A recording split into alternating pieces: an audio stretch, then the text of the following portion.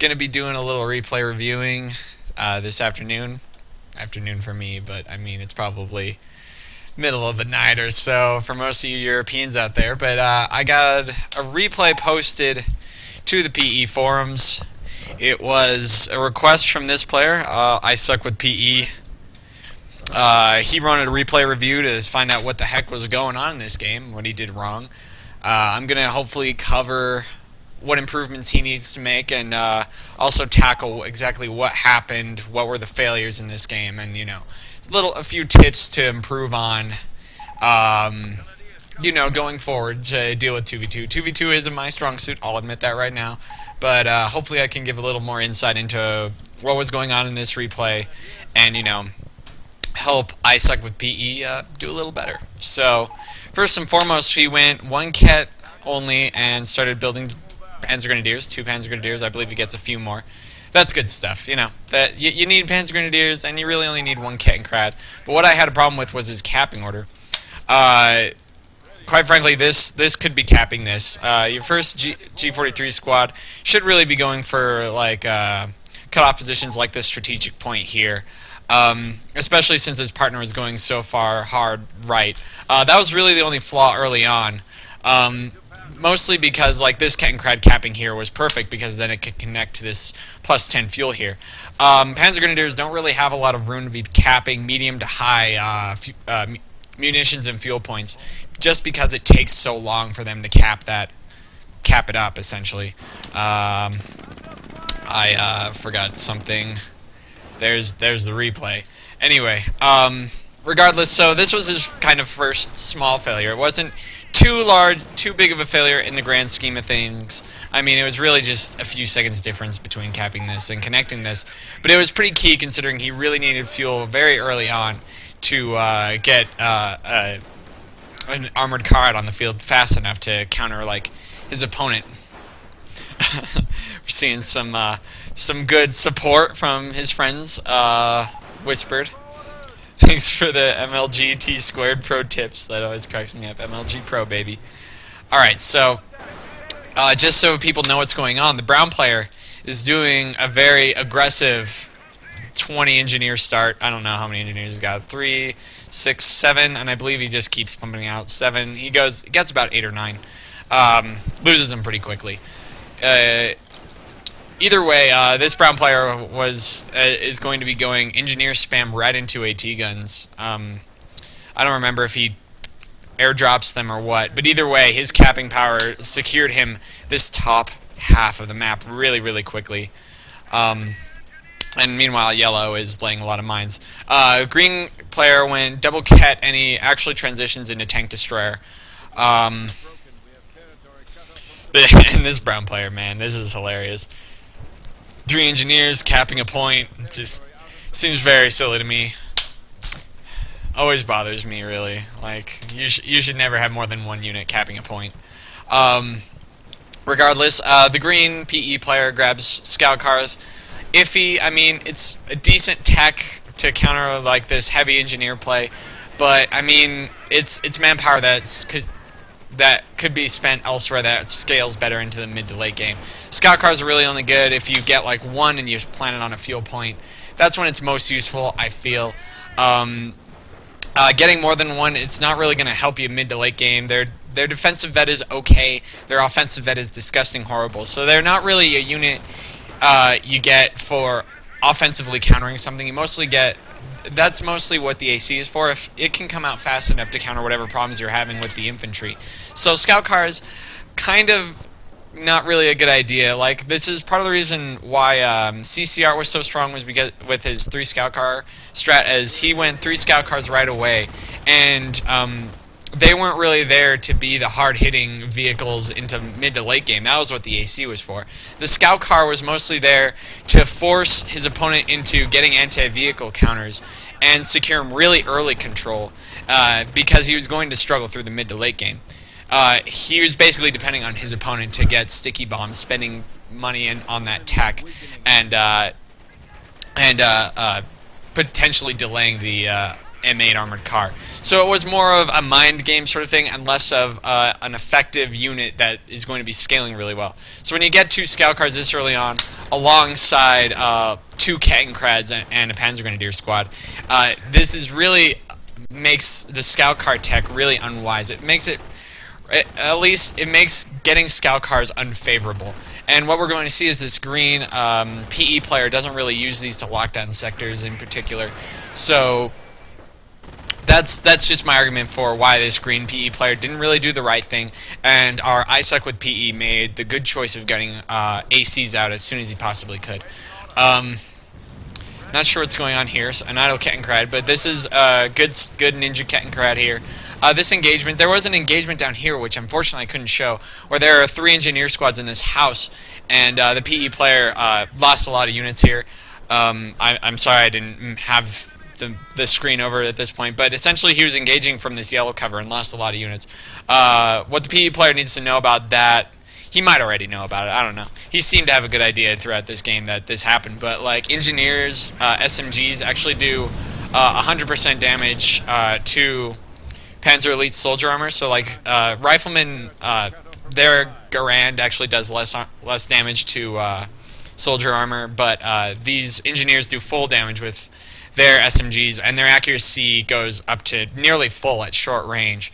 So point being, Panzer Grenadiers should never, ever, ever engage these at short range, because they'll absolutely just tear apart Panzer Grenadier squads, and it's quite stunning to watch. The only exception is when there are 4 Panzer Grenadier squads to 4 Panzer Grenadier units in a squad. I'm sorry, I've kind of got a headache. I'm trying to work through it here. That's when you can engage an engineer squad 1-to-1 at any distance and do just fine. But early on in the game, like this is why this engineer spam was so effective, was that he was running in at short range, and he just had more guns. Like the engineer squads had more guns shooting at the Panzer Elite than the Panzer Elite had shooting back. So that's why this strat was met with effectiveness, was because sometimes the Panzer Elite player would engage at short range and lose some units and give up some vet. Anyway, AC runs over a mine, takes a hit, and now we're seeing this engineer squad move out. You should always stop repairing, because you have to remember that Panzer Grenadier squads, Kettenkrads, Luftwaffe squads, whatever, they take 150% damage when repairing. So, like, you should always immediately stop repairing and run away. This was a micromanagement bump that really, really hurt him in the long run and could have been avoided. So, obviously, it's a micromanagement thing, and it's hard for me to say, you know, micromanage your units better, because, like, what kind of criticism is that? It's not really useful. So, it's just something, you know, you gotta kind of keep in mind. You know, you kind of have to babysit your vehicles a little more with the Panzer Elite, just because, you know, they're a big deal, and you have to watch your infantry too, because otherwise they give up veterancy like this, 4 and 5 kills with 1 vehicle kill. So this was I feel a little unlucky, and it's also partially because there was that micromanagement failure. The engineers gunned down one of the ACs. This is not usually how ACs work. I probably would have overdrived this AC to get it out there to, you know, cover the back of my other AC, and I do that infrequently from time to time. Alright, so now we're seeing that he is losing engineer squads. He's down to 1, 2, 3, 4, 5, 6, 7. Down from, I believe, 8. He lost 2, actually, so maybe down from 9. But altogether, he's got the hard vehicle counters on the field. These scout cars, oh wow, that one has 6 kills. This one has 4 kills. So I guess they were reasonably effective early on, but they didn't do their primary task, and that is, you know, kind of stopping this huge map control going on here. So you can kind of see that, like, scout cars aren't, like, the best at preventing territory capturing. This is really complicated stuff, I know. I'm doing my best to try and keep it simple here. But regardless, like, the AC is now being a more effective vehicle in the field. Notice how that, you know, he can't really cap any more of the map, or the American players can't really cap any more of the map as long as this AC is on the field. You know, they choose instead to engage from green cover and not capture the point, partially because this AC is on the field. And I have mentioned this before. Okay, he did go airborne, and he just airdrops a lot of AT guns. He also has a tank depot because there wasn't enough fuel denial going on here. Either way, I want to resubmit to the PE player that getting the armored car was a good idea. That was exactly the appropriate counter that he was supposed to be doing. So, but however, I do have a problem with this veterancy. Once again, I don't want to make any mean assumptions about this PE player. Because offensive vet is really, really, really good on the ACs. But the first defensive veterancy gives a lot of extra hit points, a lot of damage avoid.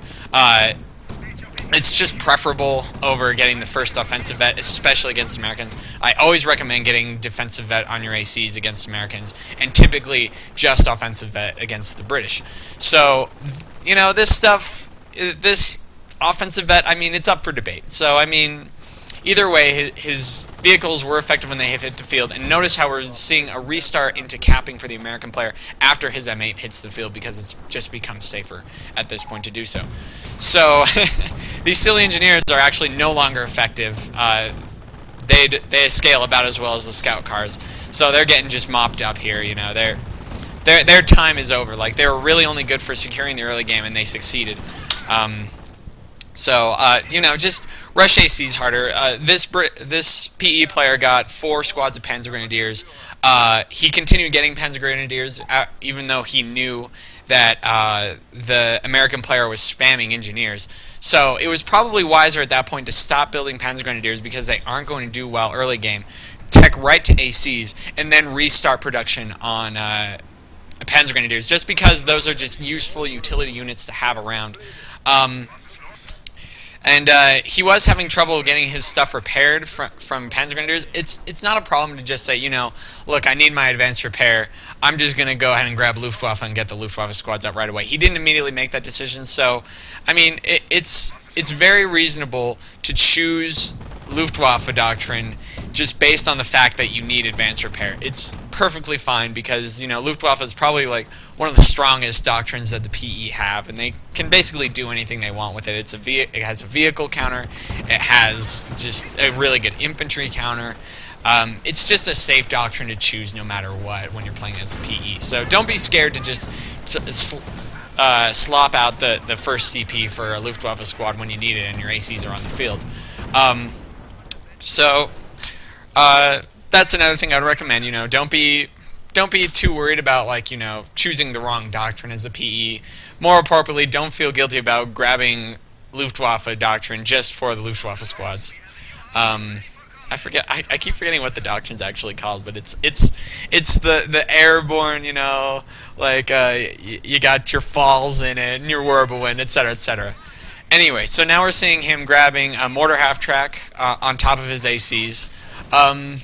That wouldn't make sense in a 1v1, but in a 2v2 it's perfectly reasonable, especially since we saw that, our ally went tier force. We're like, screw it, I'll just keep pumping out the anti-infantry stuff, and I can count on my partner to get, the anti-vehicle counters, or at least the disables, and then, my mortar half-track can, kill the disabled vehicles. So that was safe. This was a good decision. Now we're seeing these giant blobs coming up. This is a very interesting push by the American player. Notice how these vehicles aren't moving when we're starting to see the AT guns fire. He pulls away, and the ACs move into position here. Now we're going to pause right here. This is not how you would handle this engagement. After we saw AT guns brutally mutilate this scout car, we shouldn't have been engaging, through this fuel right here. We shouldn't have engaged like that. Notice how the Panzer IV was in a perfectly good position to flank. We should have taken our ACs and flung them around this right side here. Instead of pushing forward through here and potentially trying to flank, do something what I call a short flank through here, past the green cover, etc. So it wasn't wise to push them through here. Let's say, for example, there are some mines here. This is when we would bring a Kettenkrad along for the ride too, especially since we probably should have picked Luftwaffe doctrine at this point. We could have gotten a second Kettenkrad or used our first Kettenkrad to kind of scout with the cloak, etc., etc. So just wanted to make that note about this engagement. We're going to see it just utterly fall apart here. Let's unpause. Okay, so yeah, these things are sitting here, these AT guns. Obviously, microing around it like that is difficult. It's not the easiest thing to do. Okay, they pulled back, but I mean, either way, they could have flanked around the side, gone back, flanked, and cleaned up. And we're seeing the green PE player do that anyway.